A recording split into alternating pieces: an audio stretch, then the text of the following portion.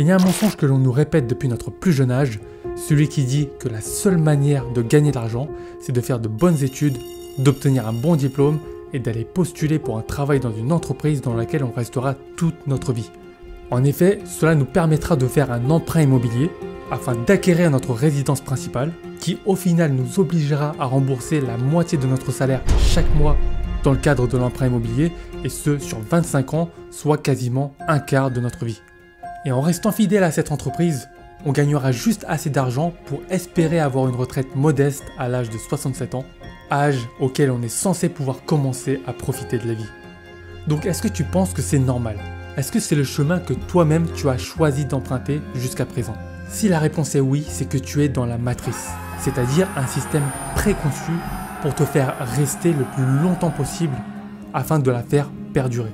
Tout comme un hamster qui court dans sa roue, même en y mettant toute ton énergie, tu resteras sur place. Donc ton rôle à toi sera d'essayer d'emprunter un chemin différent pour sortir de cette roue et donc sortir de la matrice. C'est la seule manière pour toi si tu veux espérer pouvoir profiter de ta vie avant l'âge de 67 ans. Et pire encore, certaines personnes travaillent dur toute leur vie et partent en dépression, sont sujettes à des maladies et n'atteignent même pas l'âge de 67 ans.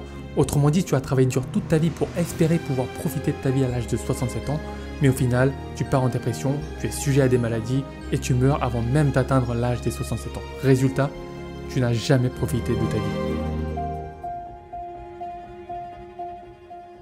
Si tu ne me connais pas encore, je m'appelle Chris et j'aide les salariés déprimés et indépendants à transformer leur savoir en un business en ligne rentable pour devenir libre financièrement en 90 jours grâce au high ticket. Mon objectif est de te donner toutes les clés pour te développer financièrement afin de vraiment t'assurer un avenir stable et libre. Cette vidéo s'adresse à deux types de profils.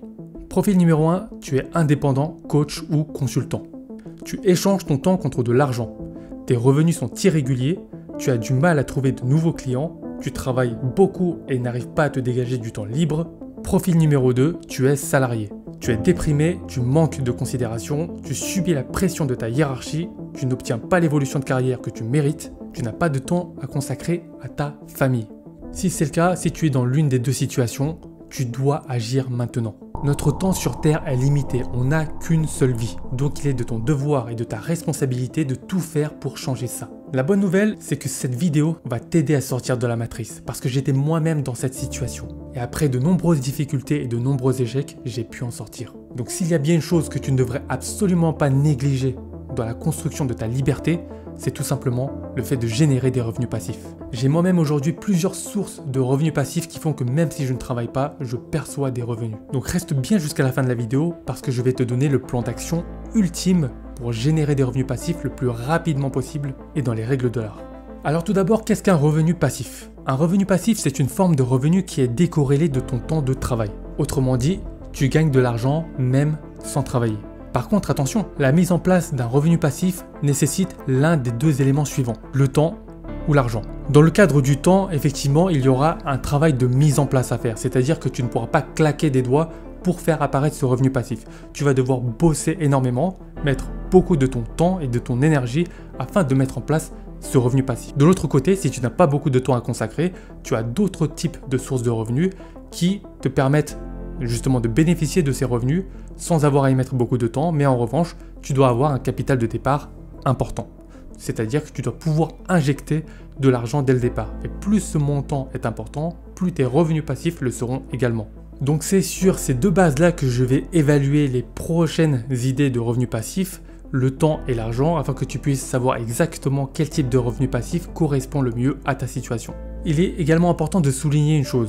C'est qu'un revenu passif ne l'est jamais à 100%. C'est-à-dire qu'il faudra toujours ne serait-ce qu'un petit temps de maintenance pour faire perdurer le revenu passif, pour qu'il puisse durer dans le temps. Aussi minime soit-il, il faut toujours y consacrer un petit peu de temps. Donc, tu ne pourras pas te dire que je mets en place un revenu passif et je n'aurai plus jamais besoin de me soucier de savoir comment ça marche et l'ignorer totalement. Non, il y aura toujours un petit temps de maintenance. Mais bien entendu, cela n'aura rien à voir par rapport au temps que tu passes dans un job salarié. Maintenant que tu sais à quel point il est important de générer des revenus passifs pour devenir libre, voici 5 idées de revenus passifs à mettre en place dès maintenant pour t'assurer un avenir stable et libre. Idée de revenus passifs numéro 1, la bourse.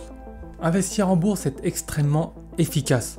c'est l'un des revenus passifs qui nécessite de passer le moins de temps. Alors il faut savoir qu'il y a plusieurs classes d'actifs en bourse. Il y a les actions, les obligations, les matières premières, les devises, différentes classes d'actifs, mais la plus simple, ce sont les actions. Alors comment est-ce que cela fonctionne? Une action est une part du capital d'une société cotée en bourse. La personne qui va acheter une action est appelée actionnaire et en échange de son investissement va percevoir un revenu que l'on appelle le dividende. Donc il faut savoir qu'il y a deux manières de gagner de l'argent en bourse. La première manière, c'est par l'intermédiaire de la plus-value, c'est-à-dire que tu vas parier sur la hausse des prix d'une action. Par exemple, tu achètes une action à un certain prix, donc admettons ici 100 €, et tu vas revendre cette action à un autre prix qui est 120 €. Donc ici tu l'as acheté à un certain niveau, tu vas le revendre à un prix qui est plus élevé que celui auquel tu l'as acheté, et donc dans ce cas présent tu vas faire une plus-value, autrement dit une plus-value de 20% puisque tu as gagné 20 €. Donc dans cette stratégie-là, tu vas parier sur la hausse. La deuxième stratégie, ce sont les dividendes. Donc ici on va reprendre le même graphique, sauf que tu vas acheter l'action, admettons à un certain prix, donc à 110 €, et ici tu ne vas pas parier sur la hausse ni à la baisse de l'action, tu vas juste conserver l'action le plus longtemps possible afin de percevoir des revenus réguliers. Donc dans ce cas présent, tu vas par exemple percevoir des dividendes de 3%, 3%, 3% de manière régulière avec une certaine périodicité, indépendamment de la hausse ou de la baisse. Bien évidemment, le jour où tu vas revendre l'action, tu vas voir où se situe le cours de l'action par rapport au prix auquel tu l'as acheté. Si c'est supérieur, effectivement, tu vas faire une plus-value. Par contre, si c'est l'inverse, tu feras une moins-value. Dans le cadre d'un revenu passif, je ne considère pas la plus-value, c'est-à-dire la première stratégie, comme étant une source de revenus régulière. En effet, tu ne vas percevoir la somme que lorsque tu décides de vendre l'action. Par ailleurs, la perception de la plus-value est beaucoup plus incertaine, notamment à cause de la volatilité. La volatilité, qu'est-ce que c'est? Pour faire simple, c'est tout simplement l'amplitude de variation des prix d'une action par rapport à sa moyenne. Plus les cours s'éloignent de sa moyenne, plus on dit que l'action est volatile et donc risquée. Or, dans le cadre d'un revenu passif, on va plutôt chercher un revenu régulier, avec une certaine régularité, de manière à pouvoir prévoir et anticiper, ce qui n'est pas du tout le cas de la plus-value. Attention, ça ne veut pas dire que l'une est meilleure que l'autre, il s'agit tout simplement de la stratégie que tu préfères adopter en fonction de ta situation. Les actions à dividendes sont ce que l'on appelle des valeurs de rendement, c'est-à-dire que ce sont des sociétés généralement déjà bien établies, avec une croissance déjà établie, et donc la société va chercher à récompenser et fidéliser leurs actionnaires en redistribuant une bonne partie de leurs bénéfices sous forme de dividendes. A l'inverse, on a les valeurs de croissance où les sociétés sont en plein développement, cherchent à croître le plus rapidement possible et donc ici la stratégie est totalement différente. Ces sociétés-là vont chercher à réinvestir la majeure partie, quasiment la totalité de leurs bénéfices en recherche et développement afin de se développer au maximum. Donc tu l'auras bien compris, si tu recherches des dividendes et des revenus réguliers, tu vas plutôt sélectionner des valeurs de rendement et à l'inverse, si tu veux miser sur des perspectives de croissance et donc miser sur la plus-value, c'est-à-dire la valorisation des prix d'une action, tu vas plutôt viser les valeurs de croissance. Alors voici quelques exemples de valeurs de rendement. Tu as Klépierre avec un rendement de 7,5%, BNP Paribas avec 7,89%, Nexity 8,80% et TF1 6,01% de rendement. Alors là tu me diras mais Chris, c'est super simple, il te suffit tout simplement d'acheter une valeur de rendement et ça y est, le job est fait. Mais c'est un peu plus subtil que ça, alors reste bien attentif à ce que je vais te dire maintenant parce que ça pourra te coûter énormément d'argent, donc écoute bien si tu ne veux pas perdre d'argent. Si tu souhaites investir sur des actions à dividendes sur le long terme, je te recommande de te diriger vers des actions appelées King Dividends, c'est-à-dire les rois du dividende. Cette appellation caractérise les sociétés qui ont distribué et augmenté leurs dividendes sur une période de 50 années consécutives. Donc c'est énorme. Et donc dis-toi qu'en termes de fiabilité, il n'y a pas mieux. Voici quelques exemples d'actions appelées Dividend Kings. Tu as Coca-Cola, PepsiCo, Procter & Gamble et Johnson & Johnson. Regarde par exemple le graphique de distribution des dividendes de Coca-Cola, tu vois très bien que depuis les années 70, ça n'a cessé d'augmenter. Donc, tu sais très bien que si tu recherches des revenus réguliers, en investissant dans Coca-Cola, tu es certain de percevoir des dividendes. Tu peux également te concentrer sur la catégorie juste en dessous des Dividend Kings, c'est ce que l'on appelle les dividendes aristocrates. Les dividendes aristocrates caractérisent les sociétés qui ont distribué et augmenté leurs dividendes sur une période de 25 années consécutives. Donc au lieu de 50 pour les Dividend Kings, c'est 25 pour les dividendes aristocrates. Niveau fiabilité, c'est aussi pas mal du tout. Alors maintenant tu vas me dire, mais comment investir? Eh bien écoute, c'est très simple. Tout ce qu'il te faut faire, c'est tout simplement d'ouvrir un compte de bourse chez un courtier en ligne, par exemple DeGiro que je recommande fortement, car les frais sont parmi les plus bas du marché. Donc honnêtement, je t'ai mis un lien dans la description pour ouvrir un compte chez DeGiro et pour te permettre de bénéficier de 100 € de frais de courtage offerts. Donc c'est cadeau, c'est pour toi. Vas-y dès maintenant. Et rappelle-toi, en bourse, le temps c'est de l'argent, donc plus tôt tu investis, plus tôt tu auras ton retour sur investissement, donc ne traîne pas. Une fois que tu as ouvert ton compte sur DeGiro, te voici directement sur la plateforme. Voici comment cela se présente. Tu as les différents indices boursiers, tu as le CAC 40 qui est l'indice phare français, tu as le DAX qui est l'indice allemand, tu as le S&P 500, tu as l'Eurostoxx 50, tu as différents indices boursiers, le FTSE 600, en tout cas tu as accès à tout. Tu as d'autres encadrés qui concernent les autres types de classes d'actifs. Par exemple, tu as les devises, tu as les matières premières, tu as également les contrats futurs. Mais vraiment, je te conseille de rester, surtout si tu es débutant, de te rester focalisé sur les actions qui, pour moi, constituent la classe d'actifs la plus simple à comprendre. Donc, allons chercher par exemple Air Liquide comme action. Tu vas cliquer sur Air Liquide. Et ici, tu as le cours de l'action. 193 €, donc c'est le cours de clôture du dernier jour de bourse. Ici, tu as les différentes données et dans les autres onglets, tu as différentes données financières concernant le profil de l'entreprise, les opinions des analystes, les ratios.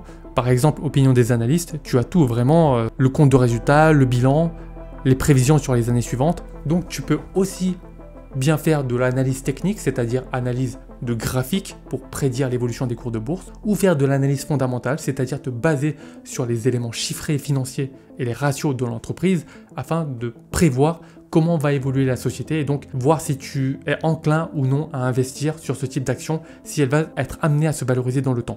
Donc tu vois que c'est vraiment très complet. Et là, pour acheter, c'est tout simple. Il te suffit tout simplement d'appuyer sur achat et mettre le nombre d'actions que tu souhaites acheter. C'est aussi simple que ça. Je ne vais pas rentrer dans le détail parce que ce n'est pas l'objet de cette vidéo-là, mais tu vois que c'est très simple à comprendre. Si tu veux acheter à un cours qui est différent que celui qui est affiché, par exemple, ici on est à 193, on verra le cours d'ouverture de la prochaine journée de bourse. Admettons ça ouvre à 194 et que toi tu souhaites acheter à 195, c'est-à-dire à partir du moment où le cours commence à monter, eh bien tu peux placer un ordre de bourse à cours limité à 195 €. Donc à partir du moment où le cours atteindra 195 €, l'ordre sera passé automatiquement à ce prix-là, donc à 195 € pour le nombre d'actions que tu as décidé d'acheter. Donc il te faudra tout simplement définir le cours de l'action, la quantité et la date de validité de ton ordre. C'est tout simple à comprendre, mais encore une fois, c'est juste pour te rappeler quelques bases ici. Ce n'est pas l'objet de cette vidéo-là, mais commence à te familiariser avec la plateforme. Si tu souhaites plus de précision, n'hésite pas à me le dire dans les commentaires, je me ferai un plaisir de te répondre. Donc maintenant, il convient de se poser les deux questions suivantes concernant le temps et l'argent. Donc, concernant le temps, c'est tout simple, tu peux commencer à investir dès demain. Par là, j'ai envie de dire que cela ne nécessite quasiment aucun délai pour investir. Il n'y a pas plus simple. Tout ce qu'il te faut faire, c'est ouvrir ton compte, déposer ton capital dessus, sur ton compte bourse, et commencer à acheter des actions. C'est aussi simple que ça. Donc, en termes d'investissement en temps, il est quasi nul. En revanche, en termes d'argent, cela va nécessiter un capital important, puisque plus ce montant est important, plus le montant des dividendes que tu vas percevoir le sera également. Donc en temps, cela nécessite faible investissement et en termes d'argent, cela nécessite un investissement élevé. Prenons pour exemple une action qui verse un dividende de 3% par an. Pour percevoir 500 € par mois de dividendes, devine quel capital de départ il te faut investir pour avoir ça. Il te faut un capital de départ de 200 000 €. Et donc pour avoir 1000 € par mois de dividendes, tu l'auras compris, il te faut investir au grand minimum 400 000 € de capital de départ. Donc tu vois très bien que tout le monde n'a pas ce capital-là à investir en bourse dès le début. Donc si tu comptes vivre des dividendes dès le début, je ne te le recommande pas. Alors attention, ça ne veut pas dire qu'il ne faut pas investir dans des actions à dividendes. Tu peux très bien commencer et percevoir 10, 20, 30 € par mois de dividendes. Il faut commencer petit à petit et grossir au fur et à mesure de tes rentrées d'argent. Alors bien sûr, si tu as déjà un capital important, eh bien fonce. Tu pourras déjà t'assurer un certain nombre de revenus réguliers par mois. Et si ce n'est pas le cas, je te recommande d'adopter la méthode très connue mais assez négligée par beaucoup de personnes. C'est la méthode qu'on appelle le DCA, donc Dollar Cost Averaging, qui consiste à investir chaque mois le même montant sur la même périodicité. Admettons, tu vas chaque mois investir la somme de 100 € ou de 200 € sur la même action. Donc ça va permettre de te constituer une épargne d'un côté qui sans doute va se valoriser avec le temps puisque la bourse est amenée à monter et qui en plus t'apportera des petits revenus complémentaires en termes de dividendes. Donc tu vois très bien que pour investir en bourse, il te faut assez peu de temps mais beaucoup d'argent. Si maintenant tu as beaucoup moins d'argent et plus de temps à consacrer, eh bien il te faut tout simplement te diriger vers une autre idée de business et ça va faire la parfaite transition avec l'idée suivante de revenu passif qui est l'affiliation marketing. Le business model de l'affiliation marketing est extrêmement simple. Tu vas t'inscrire sur le site de la boutique afin de percevoir un lien affilié. C'est le lien qui permettra à la boutique d'identifier que la vente a été effectuée par ton intermédiaire.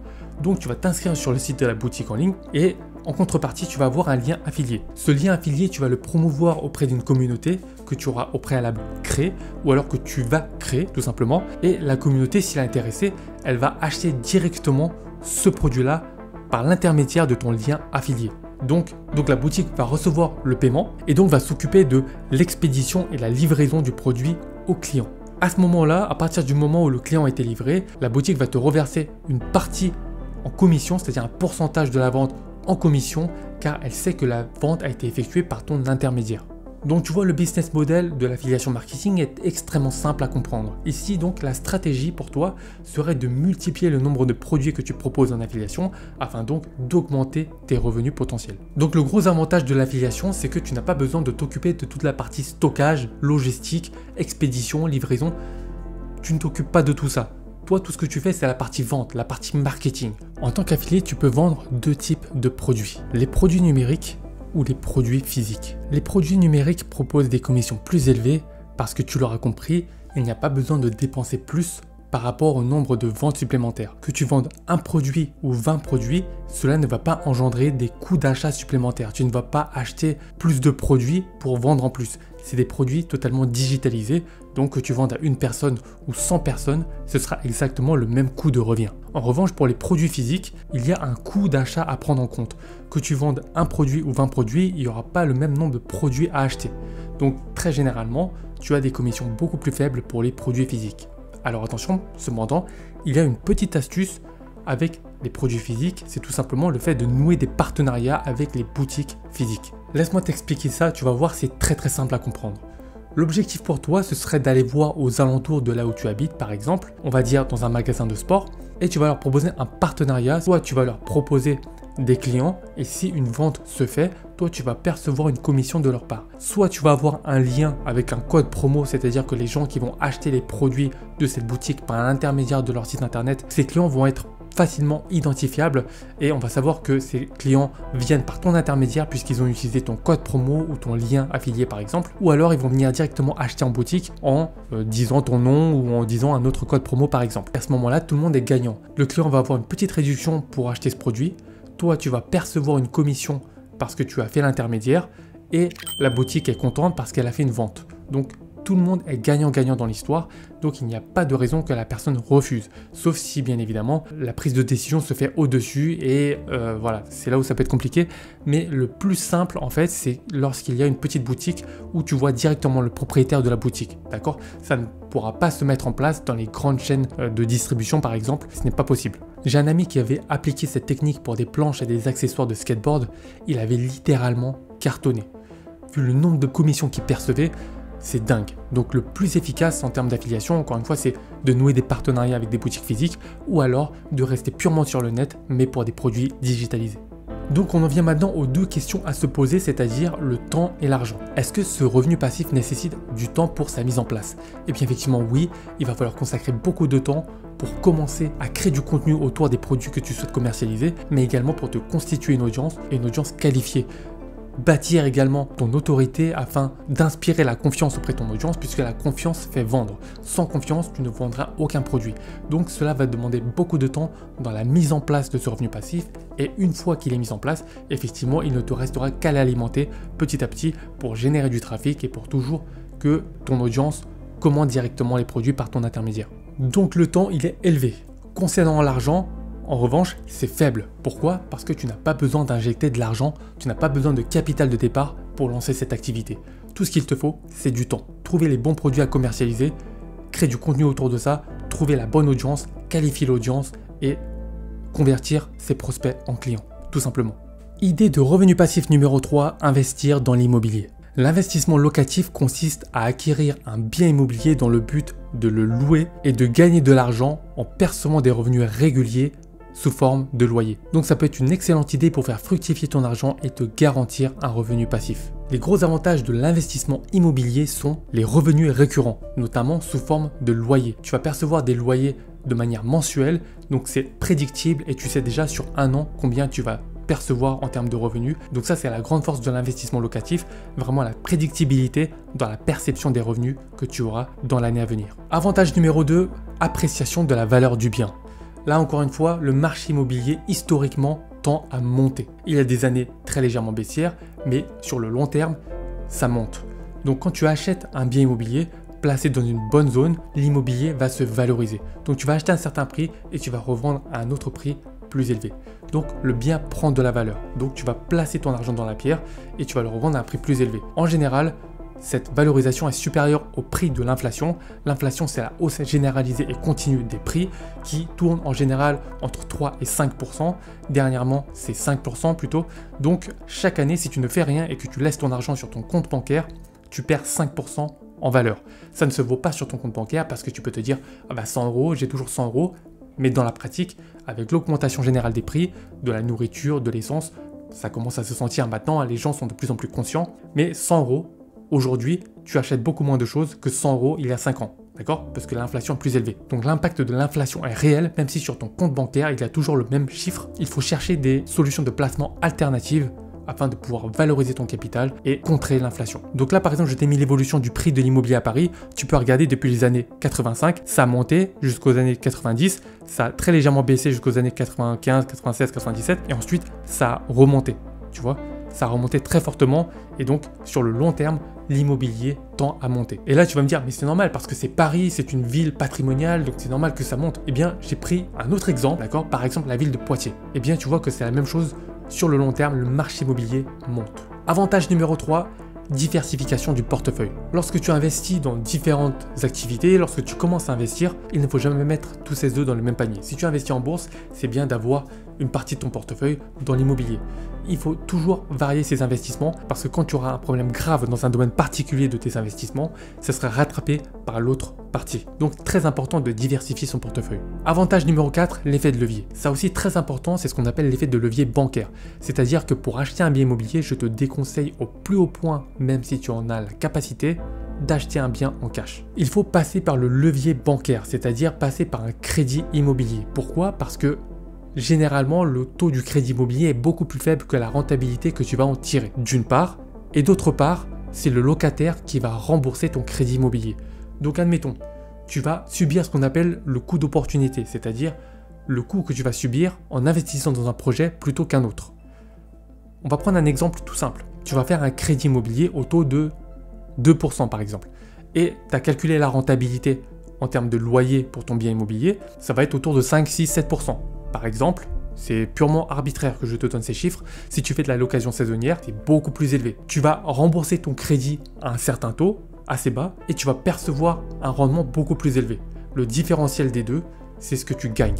D'accord? Donc ça, c'est très très important à garder à l'esprit.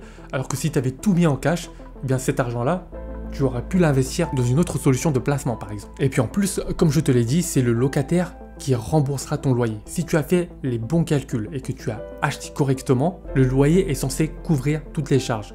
La taxe foncière, les charges de copropriété, le montant du crédit, le coût des assurances, c'est censé tout couvrir. Après, pour aller plus vite, tu as la location saisonnière. Ça va demander plus de travail, plus d'organisation, mais la rentabilité est beaucoup plus élevée. Tout dépend de ce que tu recherches. Avantage numéro 5, les déductions fiscales. Effectivement, quand tu commences à lever de la dette, tu as pas mal de déductions fiscales, d'avantages fiscaux. Tu peux par exemple déduire les intérêts du crédit, tu peux déduire les assurances notamment. Si tu es au LMNP, loueur meublé non professionnel, tu pourras également déduire un certain nombre de charges, l'amortissement du bien, les frais de notaire, les frais d'agence, les frais de travaux. Tu peux déduire plein d'éléments qui vont venir diminuer ta charge fiscale sur les loyers que tu vas percevoir. Donc honnêtement, ça reste encore une fois, si c'est bien fait, une entre guillemets niche fiscale. Avantage numéro 6, contrôle sur l'investissement. C'est-à-dire que c'est toi qui vas décider de ce que tu vas faire de ton bien immobilier. Tu peux très bien le laisser tel quel ou alors tu peux chercher des axes d'amélioration pour le valoriser. Au niveau des combles, tu peux créer une pièce supplémentaire. Tu peux réaménager la maison de sorte à en créer des mètres carrés supplémentaires. Et il y a une amélioration qui est très souvent faite à Paris où le prix au mètre carré est très élevé. On est en moyenne autour de 10-11 000 euros du mètre carré. Et donc très généralement, il y a une cheminée dans certains appartements. Et donc le fait d'abattre la cheminée, de casser la cheminée, te permet de gagner 1 mètre carré supplémentaire ou 2 mètres carrés supplémentaires, cela dépend. Donc si tu n'as vraiment pas besoin de cette cheminée, eh bien tu vois très bien que 1 ou 2 mètres carrés supplémentaires, on est à 10-20 000 euros supplémentaires de valorisation du bien. Tu vois très bien que c'est un exemple d'optimisation, mais tu en fais ce que tu veux, c'est-à-dire que tu as un total contrôle sur ton investissement. Tu peux tout faire pour l'améliorer et donc le valoriser et le vendre plus cher. Avantage numéro 7, héritage et transmission du patrimoine. En te créant un patrimoine immobilier aujourd'hui et en finissant de rembourser les dettes y afférentes, tu pourras tout simplement transmettre des biens immobiliers à tes enfants, aux futures générations, de sorte à t'assurer qu'ils aient un toit et qu'ils démarrent la vie de la meilleure manière qu'ils soient. C'est vraiment une façon de sécuriser tes générations futures. En revanche, s'il y a plusieurs avantages, comme on a vu juste avant, il y a également des inconvénients, des risques. Le premier risque, c'est la vacance locative. La vacance locative, c'est lorsque ton logement reste inoccupé. Admettons, tu viens d'acheter ton bien immobilier, il te faut encore faire des travaux, il te faut rechercher les locataires, il te faut étudier leur solvabilité, il te faut ensuite faire l'état des lieux. En fait, tu as un certain nombre de choses à faire en amont qui font que tant que ton logement n'est pas loué, tu perds du temps et tu perds de l'argent parce que chaque jour qui passe, c'est un loyer qui ne rentre pas. Donc ça, c'est très important à garder à l'esprit. La vacance locative, ça peut être un vrai problème. Également, pour les personnes qui restent 1 an et qui partent, eh bien toi, tu dois trouver un autre locataire et refaire les démarches d'études de solvabilité, etc. Ou alors si tu veux rénover le bien, etc., tu subiras la vacance locative, c'est-à-dire qu'il n'y aura personne dans ton logement. C'est pour ça que ça vient fortement impacter ta rentabilité et c'est un paramètre à prendre en compte lorsque tu achètes un bien immobilier. Risque numéro 2, les impayés de loyer. Ça aussi, c'est un vrai problème en France, c'est-à-dire que la loi n'est pas assez protectrice des propriétaires. Les choses tendent à changer maintenant puisqu'il y a de plus en plus de problèmes, mais effectivement, certains locataires, tu as beau étudier leur solvabilité, mais qui te dit que dans 3 mois, ils ne vont pas perdre leur travail? À partir du moment où ils perdent leur travail, ils ne pourront plus avoir les revenus nécessaires pour te payer, pour payer ton loyer. Je parle des personnes en situation précaire, pas celles qui ont déjà une épargne conséquente ou qui peuvent retrouver un autre job très rapidement. Des personnes en situation précaire, avec des jobs classés assez bas dans l'échelle sociale, eh bien pour ces personnes-là, ça peut être très compliqué. Donc ça aussi, c'est un vrai risque, les impayés de loyer. Tu peux t'en prémunir avec les assurances de loyer impayées notamment, mais encore une fois, bien te renseigner sur les conditions d'application. Risque numéro 3, les dégradations et les réparations coûteuses. Encore une fois, si tu ne t'entends pas bien avec ton locataire et que ton locataire, une fois parti, fait subir à ton logement d'énormes dégradations, oui, tu avais prélevé une caution à la base, mais si les dégradations causées par le locataire s'avèrent beaucoup plus importantes en termes de montant que la caution que tu as prélevée, eh bien là, ça va être de ta poche. Donc ça aussi à garder à l'esprit. Risque numéro 4, les fluctuations du marché immobilier. Comme tu l'as vu sur le long terme, le marché immobilier a tendance à monter. Mais si tu tombes sur une année qui est légèrement en baisse et que cette année-là, tu as besoin de vendre d'urgence pour différentes raisons, eh bien tu seras en perte. D'accord, ça dépend bien évidemment à l'année à laquelle tu l'as acheté, combien de temps après tu le revends, le cycle immobilier dans lequel tu te situes, mais si tu le vends la mauvaise année, tu peux très bien faire une perte. Parmi les raisons pour lesquelles tu peux être amené à vendre ton logement rapidement, en cas de divorce par exemple, les couples veulent se débarrasser le plus rapidement de la maison, récupérer l'argent et partir chacun de leur côté. C'est très généralement ce qui se passe, donc ils veulent vendre leurs biens le plus rapidement possible. C'est pareil également dans le cadre des décès, c'est-à-dire qu'il y a une succession qui s'ouvre et il y a généralement un délai de 6 mois où tu dois absolument vendre le bien immobilier, donc à chaque fois il y a une problématique de timing. Donc ça aussi à prendre en compte, la fluctuation du marché immobilier. Risque numéro 5, les risques légaux et réglementaires. Si tu fais de la location saisonnière dans les grandes villes notamment, eh bien tu as dû voir que la réglementation change très rapidement. Donc d'une année à l'autre, la ville peut décider d'interdire la location saisonnière puisque il n'y a pas assez de logements pour les personnes qui cherchent à y habiter pour du long terme. Donc sur certaines villes, on va appliquer des grandes restrictions, c'est-à-dire trouver une surface de compensation. Admettons tu loues en location saisonnière un logement de 20 mètres carrés, la ville va t'obliger à trouver d'autres 20 mètres carrés que tu vas transformer en habitation, en logement d'habitation long terme, à mettre à disposition des personnes qui souhaitent louer pour 1 an ou plus par exemple. Donc tu vois, ça c'est le cas à Paris, mais dans certaines autres villes, c'est carrément interdit aussi. Donc tu es vraiment soumis aux changements légaux et réglementaires. Et enfin, risque numéro 6, la mauvaise gestion. Quand tu as un bien immobilier, il te faut le gérer de la bonne manière. C'est-à-dire que si tu le délaisses, tu achètes un bien immobilier et tu le laisses comme ça, tu ne le rénoves jamais, tu fais jamais attention, il peut très vite se dégrader. Donc même si tu as un locataire à l'intérieur, il convient de savoir régulièrement comment est l'état du logement et à chaque rotation de locataire, vraiment venir inspecter tous les coins, les fissures sur les murs, etc. pour vraiment tout réparer et vraiment avoir un logement en très bon état. Ça ne pourra être que bénéfique pour toi pour le long terme, non seulement pour que le bien se valorise, mais aussi pour le jour de la revente. Ce sera beaucoup plus simple pour toi d'avoir un logement extrêmement bien entretenu que l'inverse. Donc maintenant, en termes de temps, est-ce que ça va te demander beaucoup de temps pour commencer à percevoir des loyers? Eh bien effectivement, oui. Ça nécessite énormément de temps entre la recherche du bien, les visites immobilières, la demande de crédit, l'obtention du crédit, le passage chez le notaire, les travaux à effectuer, la recherche du locataire, l'étude de solvabilité, l'état des lieux. Enfin, tu as énormément de choses à prendre en compte, énormément de choses à faire en amont avant de pouvoir commencer à mettre en location ton bien et commencer à percevoir des revenus. Donc effectivement, dans ce cas-là, cela ne nécessite pas beaucoup d'argent de départ. Donc là, le capital de départ n'est pas nécessaire, quoique il est toujours bien pour le banquier de voir que tu as de l'épargne de précaution, mais la majorité du financement se fera par un crédit. Donc le plus important ici pour toi, c'est d'avoir des revenus récurrents. Dans le cadre d'un CDI, ou si tu es indépendant, avoir au moins 3 années d'exercice pour que le banquier puisse voir un petit peu l'évolution de ton chiffre d'affaires. Le plus important ici, c'est le temps que tu vas avoir à consacrer pour toutes les raisons que je t'ai évoquées juste avant, c'est-à-dire la recherche du bien, la recherche de locataire, etc. Et une fois mise en place, effectivement, tu vas percevoir des revenus de manière régulière.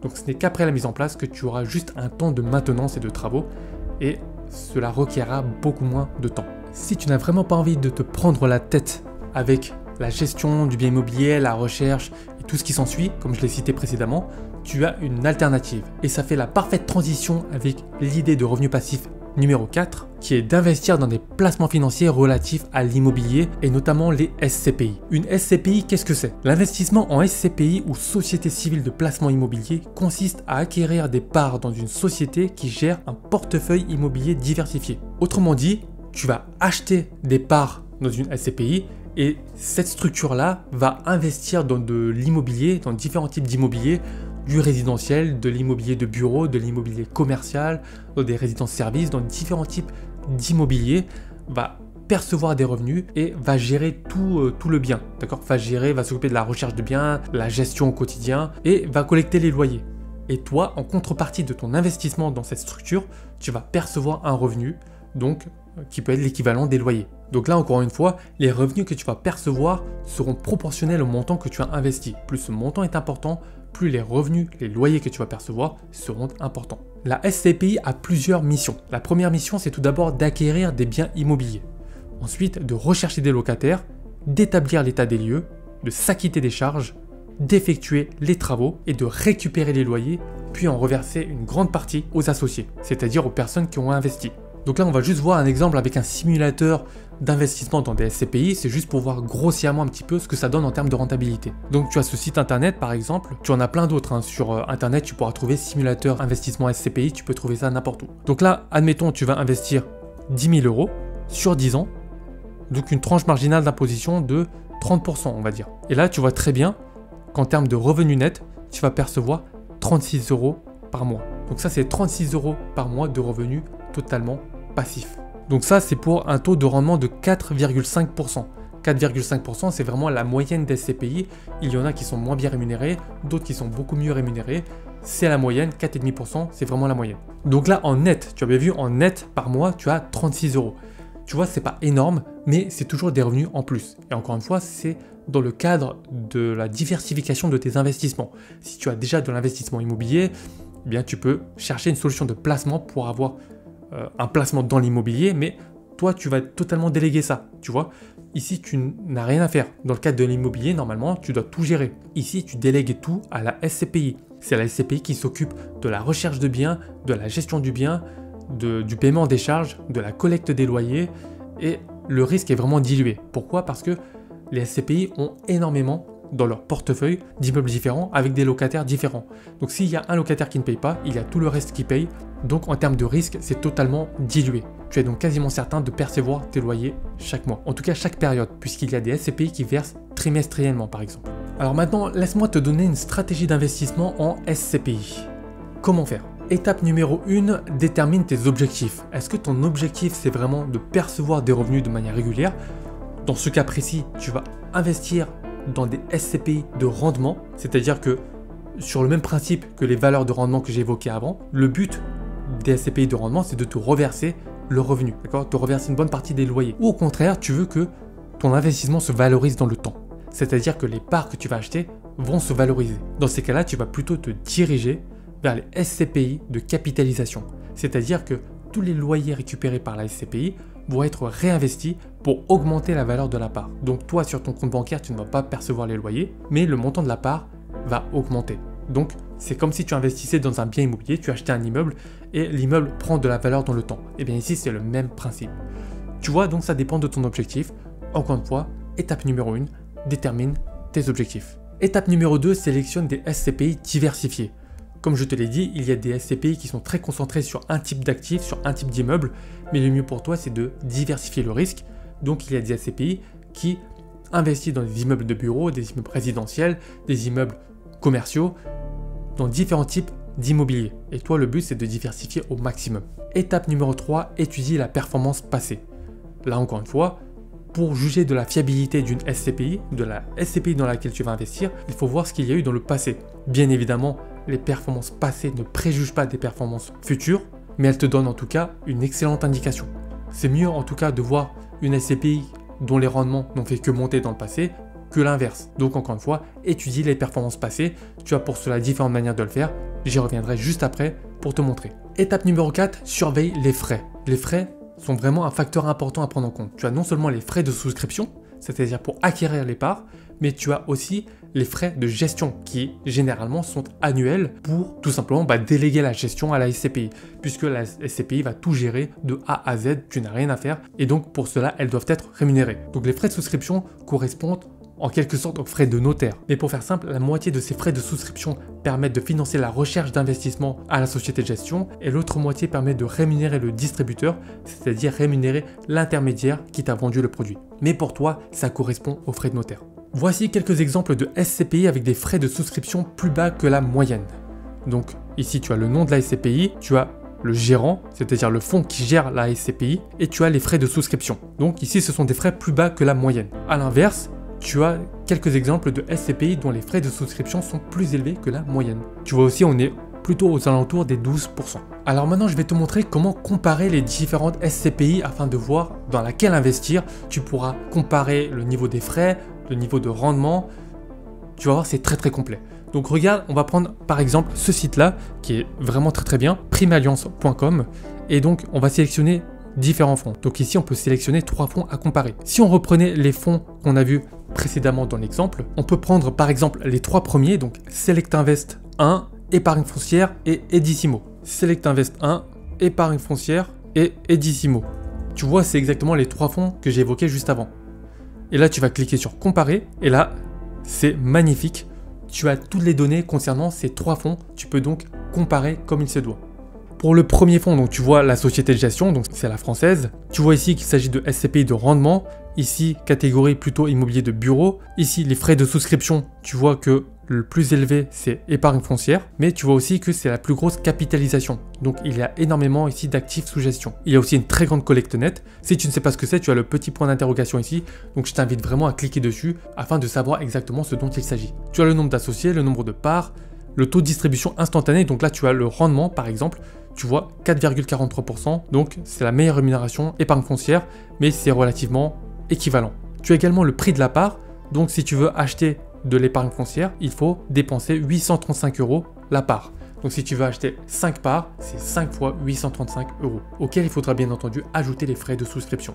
Donc voilà, tu as vraiment différentes données que tu peux étudier, tu peux vraiment regarder les différents fonds qu'il y a et vraiment les comparer afin d'avoir toutes les données et prendre ta décision en toute connaissance de cause. Donc pour résumer les avantages et les inconvénients de l'investissement en SCPI, on peut tout simplement commencer par dire que l'avantage principal, c'est l'accès à l'immobilier locatif sans contrainte de gestion directe, la diversification du patrimoine immobilier à moindre coût, la distribution régulière de revenus provenant des loyers perçus, le potentiel de valorisation du capital à long terme grâce à la hausse des prix de l'immobilier et la liquidité relativement élevée par rapport à l'investissement dans l'immobilier en direct. Si tu achètes un bien immobilier en direct et que tu veux le revendre, il faut trouver un acheteur. Effectivement, là, ça peut entrer dans une négociation, etc. Et puis les démarches pour vendre, c'est beaucoup plus long que pour les SCPI. Bien entendu, il y a des SCPI plus ou moins liquides, c'est-à-dire avec une plus ou moins grande facilité de revente, mais c'est toujours plus simple que l'immobilier en direct.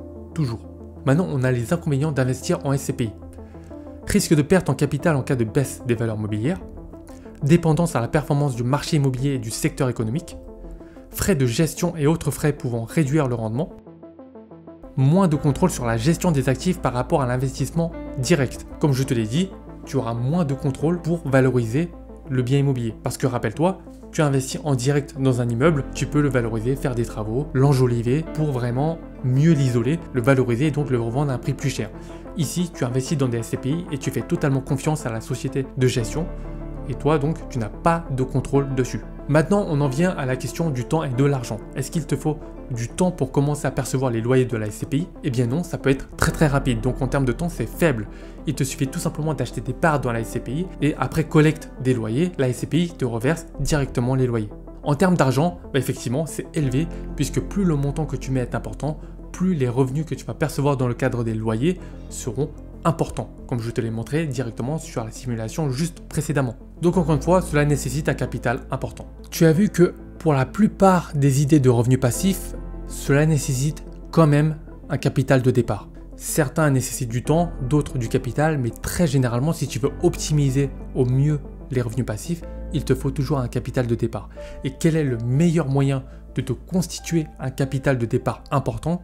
Non, ce n'est pas le salariat, ce n'est pas non plus le freelancing, mais ça fait la transition sur l'idée de revenu passif numéro 5 qui est la vente de produits digitaux.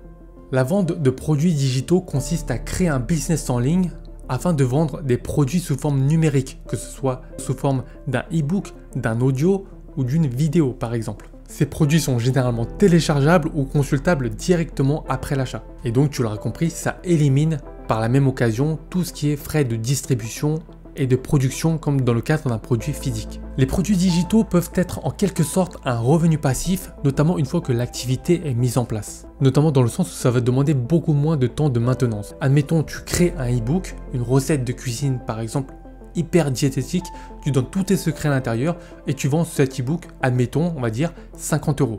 Eh bien, une fois que ton tunnel de vente est mis en place, tous tes process sont mis en place, eh bien, dans le cadre d'un produit evergreen, c'est-à-dire que le produit est tout le temps en commercialisation, tu ne vas pas fermer tes périodes de souscription, eh bien, même quand tu dors ou même quand tu es allongé sur un transat à la plage en train de siroter ton cocktail, des gens peuvent arriver sur ta page de vente, commander ton produit et l'acheter. C'est-à-dire que tu vas gagner de l'argent de manière totalement passive. Pour faire simple, quels sont les avantages de vendre des produits digitaux? Les marges sont très importantes, donc les coûts de production et de distribution sont plus faibles par rapport aux produits physiques. C'est totalement ouvert, c'est-à-dire qu'il n'y a pas de contraintes géographiques, tu peux vendre ton produit à n'importe qui, qu'il soit situé en France ou à l'étranger à partir du moment où la personne parle ta langue. C'est scalable, c'est-à-dire que tu peux créer ton produit une seule fois et le vendre à des milliers de personnes. Cela ne va pas te demander plus de travail que de vendre le produit à 1 ou à 1000 personnes. La flexibilité dans la tarification et les offres promotionnelles. Tu décides exactement du prix que tu appliques à ton produit. Il n'y a pas vraiment de coût de revient ou de coût de matière première comme pourrait l'avoir un produit physique. Et enfin, un potentiel de revenu passif à long terme une fois que les produits sont créés et mis à la vente, comme je te l'ai expliqué juste avant. Par contre, il y a quand même des inconvénients et il convient de les souligner. Concurrence élevée sur certains marchés populaires, nécessité de maintenir les produits à jour et être compétitif pour rester pertinent, risque de piratage ou de distribution illégale des produits, besoin de compétences techniques pour la création de produits et la gestion de la plateforme de vente en ligne, et nécessite beaucoup de travail au démarrage. Ça coule de source, pour moi, ces inconvénients-là méritaient quand même d'être soulignés, mais ne peuvent pas être du tout comparés aux avantages, puisque pour moi ici, c'est même pas des inconvénients. Pour moi, ça va de soi, d'accord? Il faut toujours être le plus compétitif possible, avoir une proposition de valeur qui est unique, avoir un produit dont tu es fier de proposer, qui résout des vrais problèmes. Et les compétences, eh bien, tu les acquiers en te formant. Tu dois te former, puisque tu ne peux pas savoir ce que tu ne sais pas. Donc, si tu te formes, tu as toutes les clés pour réussir, il ne te reste plus qu'à appliquer pas à pas. C'est pour ça que pour moi, ce ne sont même pas des inconvénients comparé aux avantages que j'ai cités juste avant. Donc maintenant en termes de temps et d'argent, donc oui en termes de temps c'est élevé puisque ça nécessite quand même beaucoup de travail au démarrage pour créer le produit, commercialiser le produit, créer les tunnels de vente, créer ton audience, convertir tes prospects en clients. Effectivement ça demande pas mal de travail au départ, mais une fois mis en place, ça te demandera énormément moins de temps de maintenance. Encore une fois, comme je te l'expliquais, tu l'auras compris, mais tes produits peuvent être vendus n'importe quand et la quantité de travail nécessaire pour cela est vraiment minime par rapport aux gains que cela te rapporte. Et en termes d'argent, c'est faible. Tu n'as pas besoin d'investir pour lancer un business en ligne. Le seul investissement que je pourrais évoquer, c'est l'investissement pour te former. Mais pour te former, pour moi, c'est la moindre des choses. Pour moi, c'est totalement logique. Si aujourd'hui, tu n'es pas mécanicien et je te dis d'aller réparer le moteur d'une voiture, est-ce que tu pourras le faire? Non. Tu vas essayer, tu vas tâtonner, tu peux passer des heures et des journées dessus sans réussir à réparer le moteur. C'est exactement la même chose avec un business en ligne. Pourquoi est-ce que tu peux penser tout savoir? D'accord? Il y a tout et n'importe quoi sur Internet, tu vois toutes les informations et j'ai vraiment fait cette erreur. Donc je te le dis, si tu es dans cette situation-là, je te comprends puisque j'ai fait cette erreur. J'ai vu des informations partout sur Internet, j'essaie de le faire par moi-même et au final j'ai perdu des années, j'ai perdu de l'argent et aujourd'hui, avec le recul, c'est mon plus grand regret d'avoir perdu ces quelques années. Non seulement tu perds du temps et tu perds également de l'argent parce que une année qui passe, c'est une année où tu pourrais faire 5 000 ou 10 000 euros par mois, donc pendant 12 mois. Imagine tout l'argent que tu perds. Donc tout ça pour te dire que lancer un business en ligne ne nécessite pas d'argent, sauf pour te former. Alors maintenant, avant de te donner le plan d'action ultime pour te générer des revenus passifs le plus rapidement possible et dans les règles de l'art, imagine-toi que tu te réveilles chaque matin sans le stress de te dire « je dois retourner au boulot parce que je dois travailler, sinon je dois payer mes factures ». Tu cours toujours après quelque chose, d'accord? Parce que si tu arrêtes de travailler, tu n'as plus d'argent. Si tu n'as plus d'argent, tu ne peux plus subvenir aux besoins de ta famille, tu ne peux plus payer ton loyer. Si tu as des enfants, c'est encore pire.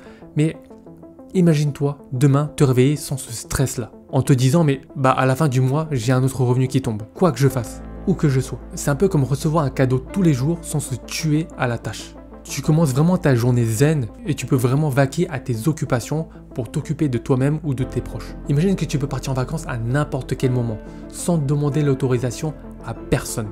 Que ce soit pour aller chiller sur les plages à Bali ou aller admirer les aurores boréales en Islande. Les revenus passifs, c'est vraiment la liberté ultime pour bouger selon tes envies sans que l'argent soit un frein. Et crois-moi, quand tu sais que de l'argent rentre en automatique, tu n'as plus du tout la même vision de la vie. Pense à tout le temps libre que tu auras après ça. Penser hors du schéma classique du travail, du métro boulot dodo, ça te change la vie. Prends des mesures nécessaires, effectue toutes les actions nécessaires pour devenir libre et vivre la vie dont tu rêves avant l'âge de la retraite. Parce que, comme je te l'ai dit, tu n'es pas encore certain d'arriver à l'âge de la retraite. Et même si tu arrives à l'âge de la retraite, à 67 ans, tu n'auras pas la même énergie, tu n'auras pas le même mental, tu n'auras pas la même façon de profiter. Pense à ça. Tu as des revenus passifs, tu as moins de stress, tu as plus de bonheur et tu profites mieux de ta vie. Vraiment, c'est le rêve. Maintenant, si tu es toujours en train de regarder cette vidéo, c'est que tu es vraiment intéressé pour mettre en place des revenus passifs. Donc, je vais t'aider pour cela. Maintenant, je vais te donner un plan d'action en 3 étapes pour générer des revenus passifs le plus rapidement possible. Étape numéro 1, lancer un business en ligne.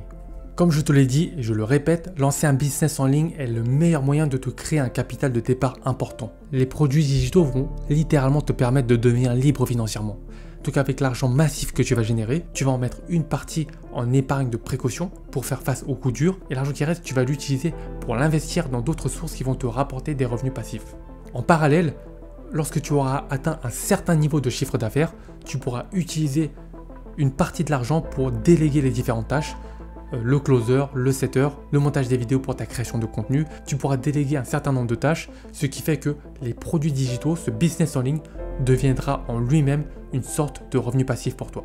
Étape numéro 2, mettre en place un marketing d'affiliation. Donc juste après avoir commencé à générer du chiffre d'affaires avec ton business en ligne, tu peux commencer à promouvoir des produits en affiliation puisque tu auras normalement commencé à créer une audience qui te fait confiance et donc elle sera plus à même d'acheter par ton intermédiaire les choses que tu lui recommandes. Par exemple, tu es développeur web, et bien tu sais que sur WordPress, il y a différents thèmes, c'est ce qu'on appelle des thèmes, et bien ces thèmes-là proposent généralement une commission d'affiliation. Donc toi, tu vas t'inscrire directement sur le site du vendeur qui propose le thème, et toi, si tu trouves que ce thème est extrêmement pratique pour telle ou telle raison, tu vas directement le recommander à ta communauté pour leur dire, voilà, je vous recommande ce thème pour telle et telle raison.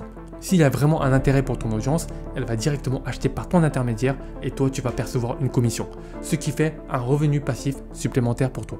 Étape numéro 3, investir en bourse et dans des SCPI. À ce stade-là, tu as déjà généré un capital de départ important, tu commences à avoir des revenus passifs avec ton business en ligne que tu as commencé à bien déléguer et des revenus en affiliation. Tu peux maintenant mettre une partie en bourse, notamment dans des actions à dividendes, et une autre pour commencer à investir dans des SCPI.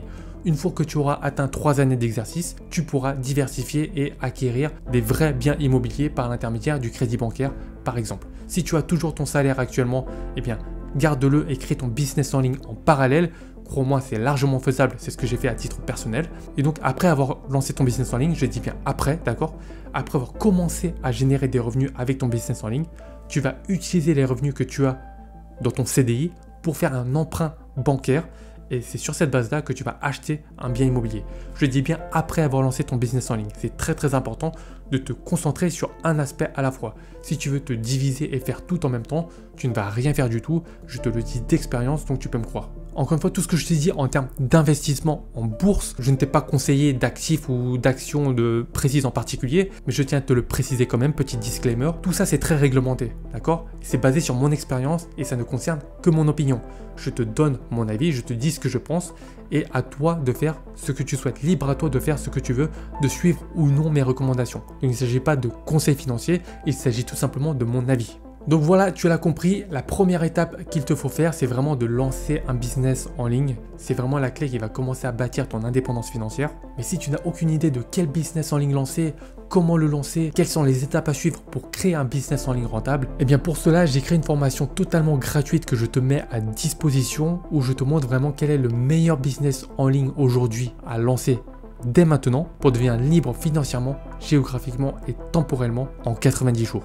Tu vas adorer toute la valeur que je te donne dans cette formation. Donc c'est le premier lien en description, je t'invite à cliquer dessus immédiatement pour la visionner.